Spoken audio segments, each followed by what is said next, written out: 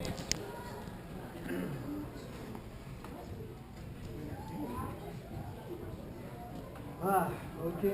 Hello, everyone. You feeling good? Yes, sir. Okay. Whose time is this? My time, sir. It is your time. At this point in time, bro, I'd like to introduce matter of fact, my niece actually has come before. And she's actually rumbling the jungles herself. And Gloria is my niece, and my sister's, how about a big hand for her? But she also actually has a lot of champions underneath her as well in her gym, and she has some great warriors there. At this time, we're here, and the reason what we're here for is actually was my niece, my great niece, is actually getting ready, okay, to defend or take another title, and I, you know what? So I'm gonna have Gloria explain and introduce her daughter and her sparring partner, okay, and where they come from, and what the purpose and reason why we are here. So Gloria. Hi, good evening, everybody. Good evening, ma'am. Well, you guys are probably in for a treat today. Everyone, listen. Yes, sir. I know you guys do martial arts, but at the end of the day, it takes discipline to show up, to actually come and enjoy and get ready, be ready and open to learn.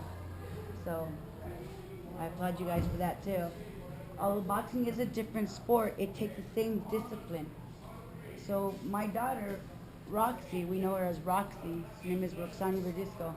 She started boxing, messing around in the gym, because I was in the gym all the time with my uncles. We grew up as gym rats, so we called her gym rats.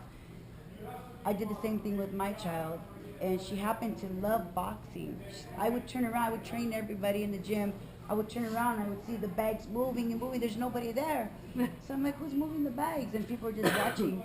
Little Roxy at 2 years old, about this big, hitting the bag with force. So she started to like boxing at the age of 2, 4. We would let her spar. 5 and 6, she started taking it a little serious. So she said, Mommy, when will I fight? I said, you get a fight when you're 8 years old. That's when you can get your license. She held me to that like every day. Every time she wants something, she holds me to it. She remembered on her 8th birthday, a week before her 8th birthday, I said, what do you want for your birthday? You want a party? You want a birthday party? What kind of birthday party? She said, I want my license to fight, and I want to go to the big tournament where you're getting everybody else ready. Ooh. It took me 2 weeks to train her. 2 weeks. We really worked with her. And I'll tell you, she was the first 8-year-old girl that went in that tournament, and just everybody stood up and just gave her a standing ovation. She went out there to fight. You can probably see it on YouTube too, but it was really great to see her with such heart, and it reminded me of my family, me growing up watching my uncles and my aunts as warriors. So it was important for me to give her a sport. She also did full contact karate, a little bit kickboxing. So with that introduction with her, she has 11 bouts. She's won multiple world championship bouts, a lot of national competitions. She's gotten best boxer awards in national competition, where there's about 1,000 fighters. So 1,000 fighters, when you get awarded as one of the best boxers, people start to know who you are. She's in the gym every day. She sacrifices. She gets up at 6 in the morning, runs mountains, 5 to 7 miles, in the cold, in the snow, in the heat, whatever it takes to win that tournament to get up. She gets up, and she runs with people that are world champions, class fighters, fighting HBO, Showtime. But she never puts herself behind them. She's always, Roxy's like a little racehorse. You ever seen a horse that goes ahead? The other one, she's either pulling, they don't want to be behind. That's what Roxy reminds us of. So she's always worked very hard, discipline, her eating habits, her eating style. She's won multiple tournaments. So there's a big calling for females right now. They just opened the Women's Olympic. I guess last Olympics we won a gold medal. In fact, the women are the only one that placed the medal in the Olympics. Anybody watch the Olympics here? Anybody hear about the boxing in the Olympics? Yeah. Okay, well that's our goal. That's Roxy's goal. Her goal is to bring back the gold. Right now we start off in Junior Olympics. She's won the district, state. She's going to regional, which is would be in Reno. After that, she goes to that round. She goes to nationals, which would be Virginia. After, if we get to the Virginia round, which is nationals, of all the East Coast fights the West Coast, they get the best out of the best, and they do a showdown. Whoever wins that gets placed on, I guess, a United States team, and they get to travel the world. So that's her road to the Olympics. Now Jasmine, I met Jasmine about a year ago, and this young lady, which is her sparring partner, will be her teammate. Right now, as of right now, she's her teammate. She qualified her weight class. Roxy fights at 95, she fights at 106. So Jasmine has worked very hard. She comes in, and even though she knows that Roxy's a tough opponent, she knows that she's gonna work hard. So she comes ready and prepared. It's a battle in the ring. They're friends. At the end of the day, they're friends. They have good sportsmanship. So we teach them good sportsmanship. So Jasmine will be going to regionals as well, and she'll follow the same footsteps with Roxy. Roxy's been around a long time. A lot of girls that started at her age, they no longer box anymore because it was too hard for them, or they just said, I'm not going to do this, or they can't get to the first, second, third round. So that's pretty much her story, Roxy's story, and How about a big hand for Roxy? yeah, baby.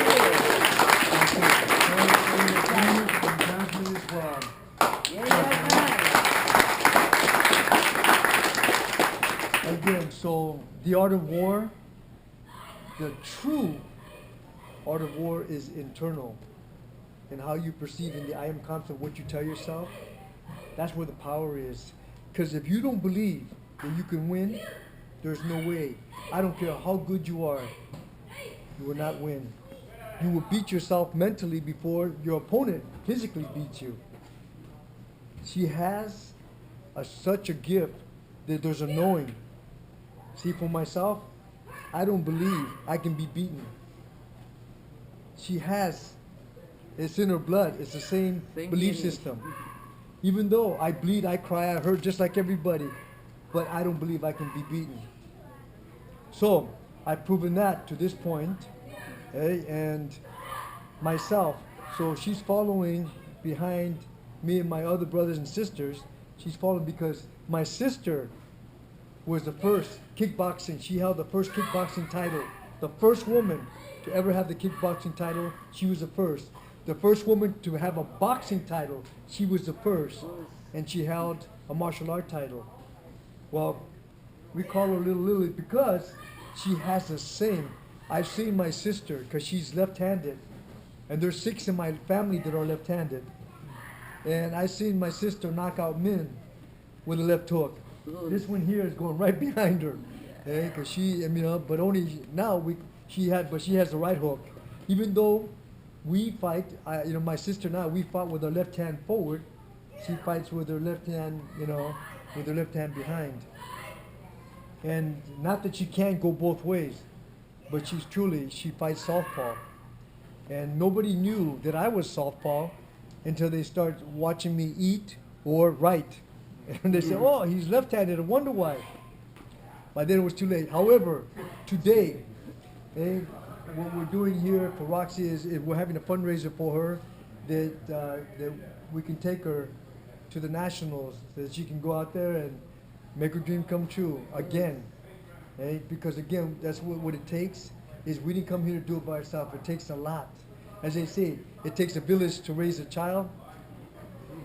It takes a whole gym to really push, to push somebody, and hopefully that one of you, that she will inspire one of you to actually move up and do something in the sport that you would want to actually take it beyond the call of duty, and that takes a lot of discipline. So that's what we're doing today, and we're gonna have more of a boxing feel today. It's gonna work with a lot of upper body boxing, a lot of bobbing and weaving and slipping, and we're gonna intermix. Come on over here, Rock. Come on over here, and okay. So with that being said, and we're gonna intermix between us three. We're going to intermix with all of you. And how many here would actually like to put on the gloves with Roxy? Come on, raise your hand. Okay. Sensei, Nemo Now- was trash talking her. Now for the one, Sensei, he was trash talking her. I just want to make sure that. however, again, the good part is when we say sharpshooting, both of them, they are great, and they can pick up any energy. If your energy is low, they can work with your energy at a low pace. If your energy comes up, they can pick it up as well. And so usually when we work, we work. This is about family here.